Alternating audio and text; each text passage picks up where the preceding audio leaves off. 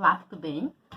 Sou Fernanda, sou pedagoga, psicopedagoga, tenho educação especial e também sou pesquisadora, trabalho com pessoas com altas habilidades de superdotação. Tá? E hoje, então, eu vou falar um pouquinho o que são as altas habilidades de superdotação e a importância da identificação dessas pessoas, tá bom? Então, as altas habilidades são caracterizadas por três anéis, né? Que um autor, Renzulli, fala desses três anéis. Que a pessoa com altas habilidades de superdotação, ela precisa ter interação desses três anéis, que é o comprometimento com a tarefa, a criatividade e a habilidade acima da média. O que eu vou perguntar para vocês hoje, onde é que estão essas crianças, essas pessoas com altas habilidades de superdotação? Você sabe? Nas nossas famílias e na nossa sala de aula. Sim. Temos uma enorme carência nessa identificação. Uma autora, Susana Graciela Pérez, ela escreveu a dissertação dela de mestrado sobre as altas habilidades e a invisibilidade das pessoas, chamando elas de Gasparzinho, pois elas estão na nossa sala, estão na nossa família e nós não enxergamos. Então, como fazer para identificá-las? Um olhar atento da família, da escola e de todas as pessoas que estão envolvidas, né? E verificar, enxergar as características dessas crianças. A maioria das pessoas imaginam que essas crianças sejam pequenos gênios, né? Agora estamos tendo um programa no Luciano Huck que fala em pequenos gênios, né? E, na verdade, eles não são pequenos gênios, eles são pessoas com uma inteligência diferenciada. Essas crianças que estão aparecendo na TV são crianças com inteligência acima da média, com grande inteligência na parte lógica, matemática e linguística. Mas existem outras inteligências que muitas vezes não são vistas, né? Mas existe essa inteligência que aparece nos programas, que a gente valoriza bastante, que são as mais vistas, mas existem outras inteligências também. E essas crianças, elas precisam ser vistas, elas estão na nossa sala de aula, na nossa escola. Elas estão na nossa família, elas estão na nossa escola, elas estão nos ambientes que a gente convive diariamente.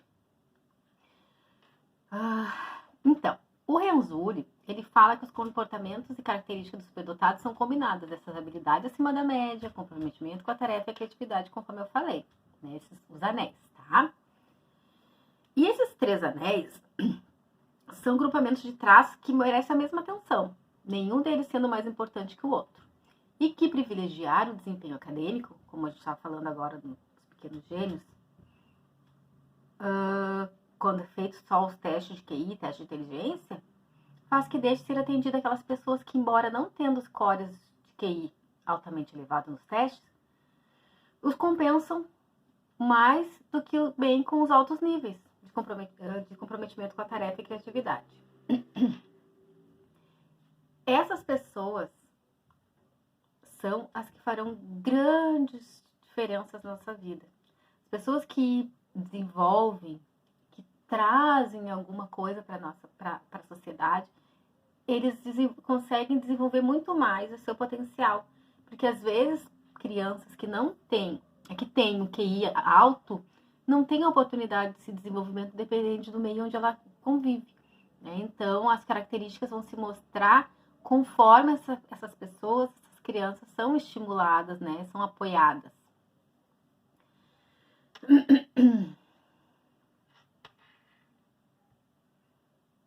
Nós temos dois tipos distinguidos de superdotação pelo Renzulli, esse autor, tá? A acadêmica e a produtivo criativo. O tipo acadêmico, segundo o Renzulli, é o mais identificado, como eu disse, nos testes QI, mensuram as habilidades cognitivas, são mais valorizadas na escola tradicional. Sendo que essas habilidades medidas nos testes são as que geralmente permanecem estáveis ao longo da vida da pessoa.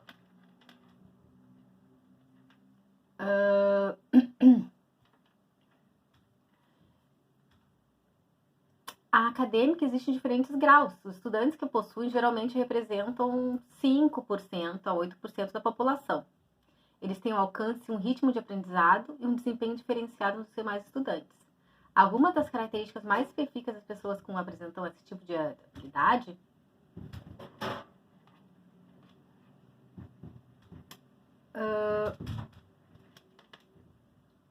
mostram as competências mais analíticas do que criativas, né?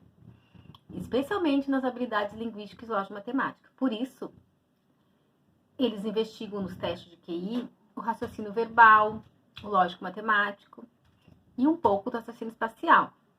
Essas pessoas tendem a ter scores muito altos. Sua capacidade analítica também contribui muito para a aprendizagem pela leitura, que é normalmente a maneira privilegiada de aprender nas escolas tradicionais.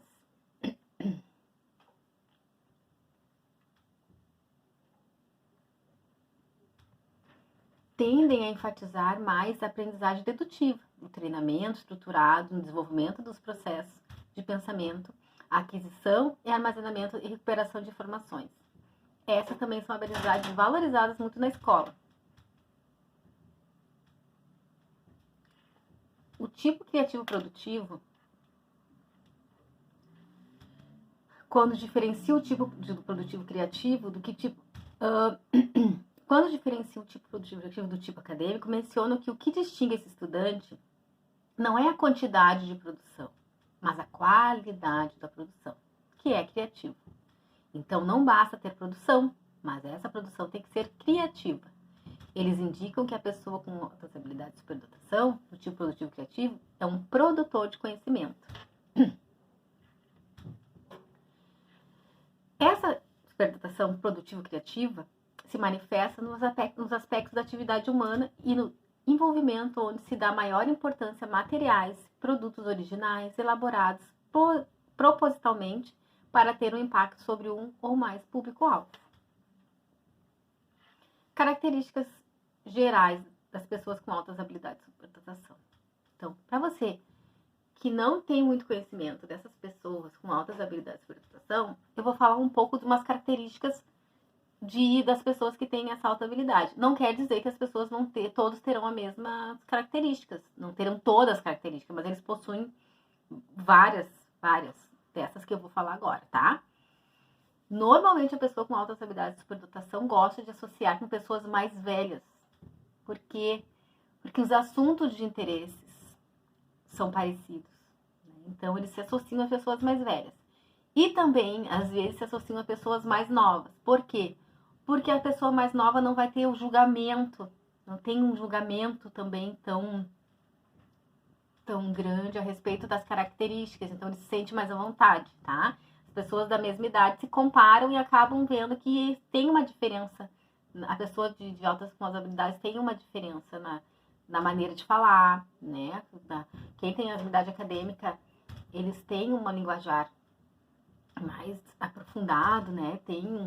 Fala de uma forma mais, a palavra, o vocabulário mais correto. E aí existe um pouco de preconceito a respeito dessa questão e muitas outras, né? Interesse por assuntos e temas complexos, ideias novas e várias atividades. Independência de pensamento, defende suas ideias. Geralmente são precoces nas suas leituras. Leem muito. A leitura é instrumental. O que eu faço quando eu sei ler? Tenho acesso às informações. Então, a pessoa com altas habilidades, ela aprende a ler cedo porque ela quer se apropriar da leitura, ela quer se apropriar do mundo. E quando ela se apropria do mundo, ela tem acesso às informações que ela quer. Então, ela aprende a ler muito rápido, muito cedo. E aí vão ler sobre o que é do seu interesse, né? Na sua área de interesse. Tem senso de humor muito desenvolvido, refinado. Tem tendência a perfeccionismo, pode ser às vezes prejudicial. Indicadores da habilidade acima da média, que são os 3 anéis, né? Criatividade, habilidade acima da média, comprometimento com a tarefa. tem uma memória muito destacada, principalmente na sua área de interesse. Apresenta um vocabulário rico, como eu tinha falado, comparando as pessoas da sua idade. Domina os termos da sua área de interesse. Aplica o seu conhecimento, o conhecimento que possui nas outras áreas e no seu dia a dia. Possui um pensamento abstrato muito desenvolvido, raciocínio lógico, matemático muito desenvolvido, que essas pessoas acadêmicas, né, eles têm um raciocínio lógico muito desenvolvido. Capacidade muito desenvolvida de analisar, avaliação e julgar, de analisar, avaliar e julgar. Relaciona as informações e associações entre ideias e conhecimentos, criando ideias novas. E agora, indicadores do comprometimento com a tarefa. Dedica muito tempo e energia com o tema de interesse que gosta. Então, se perde no tempo, né? Fazendo as coisas que gosta. Isso a gente chama... Isso a gente vê quando a gente gosta. Nós, como gostamos de alguma coisa na nossa vida que a gente faz, a gente se perde. Sabe quando tu não vê a hora? Eu me dediquei. Eu fiquei tão envolvido naquilo que eu não vi a hora passar. E é assim que a pessoa com altas habilidades se sente. Ela se envolve tanto naquilo que ela gosta que ela não vê o tempo passar. E é um sentimento maravilhoso que a gente tem, que as pessoas têm, e a gente tem quando está envolvido com uma coisa que a gente gosta muito. A gente sente um bem-estar maravilhoso, né? Uma sensação de completude, de se sentir completo não fazendo o que gosta, né? São exigentes e críticos consigo mesmo, tendem a resolver problemas, tem a própria organização, pode ser muito seguro e teimoso, não precisa de muito estímulo para terminar uma tarefa que seja do seu interesse.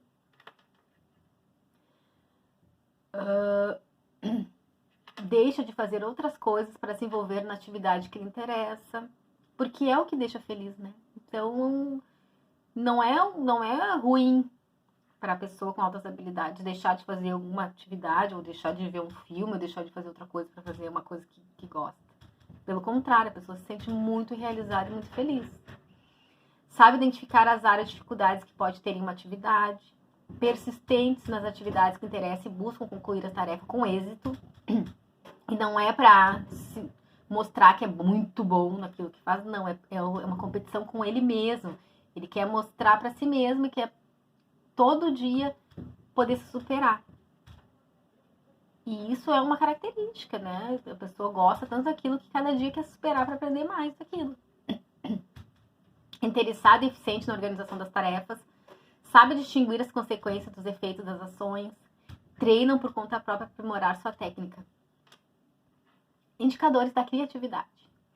Gostam de arriscar e enfrentar desafios, possuem ideias, soluções e respostas que são incomuns, diferentes e inteligentes. Ideias diferentes e curiosas, problemas com autoestima. Com autoestima por quê? Como disse, a exigência consigo mesmo, né, de querer saber as coisas que são do seu interesse. E às vezes a pessoa tem tanto conhecimento, mas ela nunca acha que está pronta, ela nunca acha que é o suficiente. Porque a exigência com uma pessoa que tem altas habilidades é muito maior. Ele se cobra muito, porque quer saber mais. E aí, como ele tem uma inteligência muito alta, ele acha que aquilo ali não é o suficiente, sempre quer mais. Então, é muito exigente. E tem problemas com isso. Como qualquer outra pessoa tem problema com alguma coisa que ela acha que não sabe, acha que tem dificuldade. E aí, acaba bloqueando um pouco, né, a autoestima. Indicadores de liderança, que é uma das características também das altas habilidades, é a liderança. Que existem pessoas que são líderes natas, né? Elas comandam, elas conseguem organizar. Então, é uma característica das pessoas com altas habilidades também. Mesmo a liderança não sendo dos anéis, na definição de Renzulli, ela é muito comum em pessoas com altas habilidades de superdotação. Principalmente quando a área em destaque é interpessoal. A liderança pode ser positiva ou negativa. E os indicadores são elevada persuasão, capacidade de argumentar e convencer, autossuficiência, tendência a organizar o grupo e capacidade de cooperação. Nós temos um outro autor, que é o Gardner, que nos coloca, através das suas pesquisas, muitas pesquisas sobre inteligências múltiplas, que existe vários tipos de inteligência, tá? Ele começou dizendo que existe 7 tipos de inteligências, depois concluiu que existe 8 inteligências e hoje a gente sabe que existe mais, tá? Uma que a gente conhece muito, que é a lógica matemática, que é a capacidade de realizar operações numéricas, de fazer deduções. A linguística, que é a habilidade de aprender idiomas e de usar a fala e a escrita para atingir objetivos. Espacial, que é a disposição para conhecer e manipular situações que envolvam apreensões visuais. Corporal sinestésica, que é o potencial para usar o corpo com o fim de resolver problemas e fabricar produtos. Temos também a interpessoal, que é a capacidade de entender as intenções e o desejo dos outros e, consequentemente, se relacionar bem com a sociedade. A intrapessoal, que é a inclinação para se conhecer e usar o entendimento de si mesmo para alcançar certos fins. Musical, é a aptidão para tocar, apreciar e compor padrões musicais. Naturalista, é a capacidade que o indivíduo tem de distinguir vários tipos de plantas, animais, condições atmosféricas e outros produtos do mundo natural. E tem mais a 9ª inteligência, que eu sou pesquisadora também, e eu acredito que muitas pessoas têm essa característica, que é a existencialista, a espiritual, que a pessoa se questiona através do mundo, de onde viemos, né? Qual é o nosso propósito de vida, para onde vamos, como podemos usar a nossa habilidade para melhorar o mundo e as pessoas ao nosso redor. É empatia, é viver o mundo de uma forma plena, saber que nós somos seres únicos nesse mundo, mas nós nos unimos pela uma força maior do universo, né? Então existe essa 9ª inteligência que é da existencialista, né? De hoje muito nós buscamos, somente com a física quântica, explicações sobre algo que nos eleva, sobre a parte espiritual, sobre a alma, né? Então eu creio que existe essa 9ª inteligência. Então, o que podemos e devemos fazer?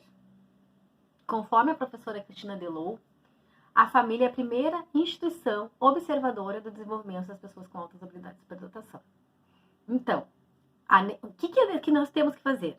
É necessário que a sociedade, a escola, as pessoas queiram conversar sobre as altas habilidades de superdotação.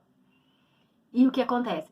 Estou aproveitando esse momento que nós estamos divulgando as altas habilidades de superdotação e esse programa dos sábados está nos trazendo crianças com altas habilidades de superdotação na parte acadêmica e linguística, mas podemos usar esse momento para divulgar as altas habilidades de superdotação e as outras áreas de conhecimento das altas habilidades de superdotação, as outras áreas de inteligência, né? A escola deve se apropriar sobre as altas habilidades de superdotação para fazer o quê? O que essas crianças precisam? Primeiramente, serem vistas. O professor não pode ter medo de identificar para não saber depois o que vai fazer. Tá? Se o professor identificar e não sabe o que vai fazer, o professor vai pesquisar. Se o professor tiver dificuldade, ele encaminha a família, conversa com a família e diz, olha, eu tenho a impressão que o filho tem uma habilidade, ele tem muito conhecimento, eu faço tal atividade, ele está assim, muito além, ele é muito criativo, ele é muito crítico. Vocês poderiam encaminhá-lo para ver qual é a inteligência, levá-lo para um lugar onde ele possa ter um apoio nessa área, e eu também vou me informar, eu também estou trabalhando, eu também estou estudando para poder trabalhá-lo. Tem que ter a humildade de dizer que não tem conhecimento, mas que vai procurar saber esse conhecimento, vai se informar, vai estudar para poder trabalhar essa pessoa, essa criança, tá? Então, o que o professor em sala de aula tem que fazer para essa criança, para desenvolver, tá? Um currículo enriquecido, tá?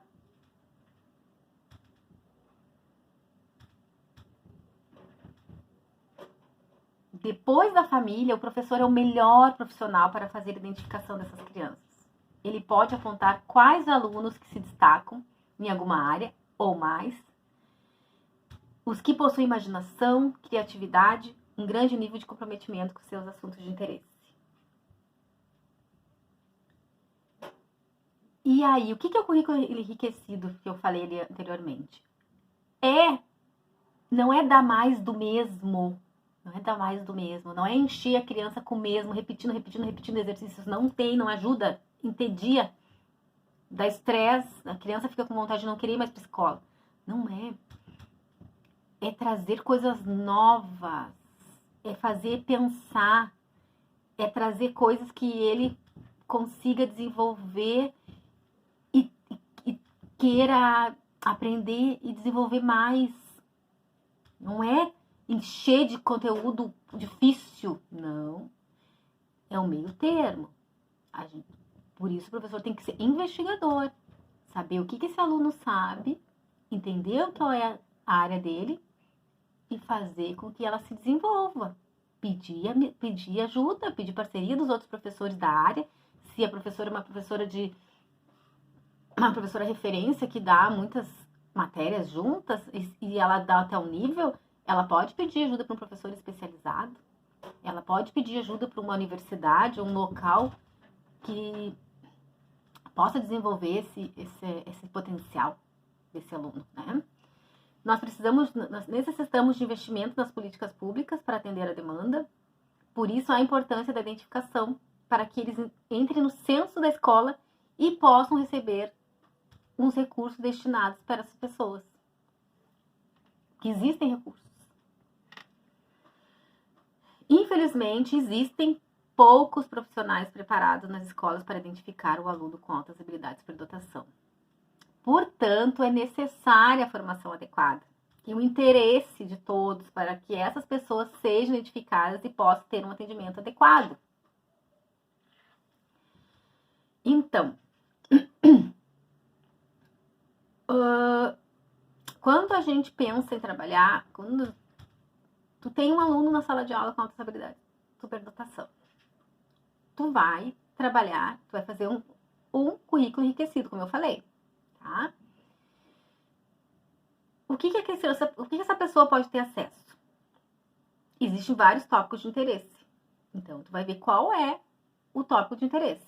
E aí tu vai levar para palestras, que é o enriquecimento, o tipo de enriquecimento tipo 1, que é o geral, tá? Para todos os alunos da sala de aula. Palestra, saída de campo, centro de interesses, visitas, vídeos, entrevistas, monitores e minicursos, tá? O que mais? Aí depois que vocês fazem tudo isso, eles vão investigar, vão conversar sobre as áreas de interesse. Depois que já viu tudo isso, vão treinar a habilidade de pesquisar. Vão ver as tomadas de decisões, vão desenvolver a criatividade, vão tentar resolver os problemas, vão se comunicar entre si e fazer pesquisas. E depois serão feitas investigações individuais em pequenos grupos de problemas reais. Os alunos se tornam especialistas e, através de atividades investigativas de primeira mão, usando suas habilidades autênticas de pesquisa. E aí vão criar um produto novo, criar alguma coisa, tá? Então, depois que tu descobrir que tem um aluno com altas habilidades na sua sala de aula, na sua escola, a família deve dar suporte e recurso para seu desenvolvimento.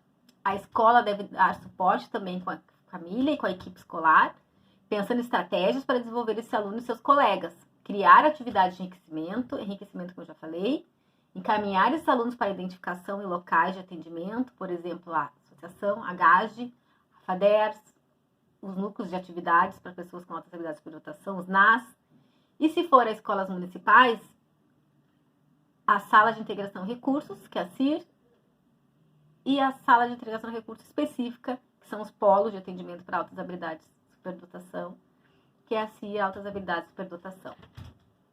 Tá? Então, eu falei bastante, né? Falei bastante sobre todas as características das altas habilidades de superdotação.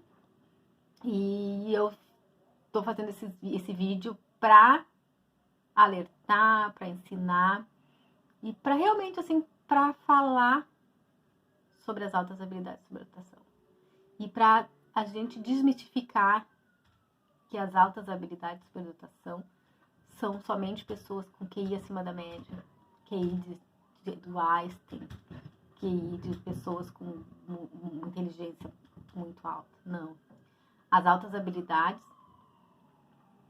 existem várias áreas de inteligência e não quero desvalorizar nem um pouco a área acadêmica e linguística. Não, nós trabalhamos muito, nós temos muitas pessoas com essa característica, que são maravilhosas pessoas e têm as suas necessidades como todas as outras. Eles não são pessoas que nasceram porque nasceram com grande QI, são famosas ou são gênios. Não, elas são pessoas como nós, que têm as suas dificuldades. E até por saber muito dessas áreas, elas têm muitos problemas na escola, com os professores, com seus colegas. Então, vamos nos amar, vamos nos respeitar e enxergar que nós todos somos pessoas, com todas as características que todas as pessoas nascem, tá? Então, um beijo no coração e até a próxima.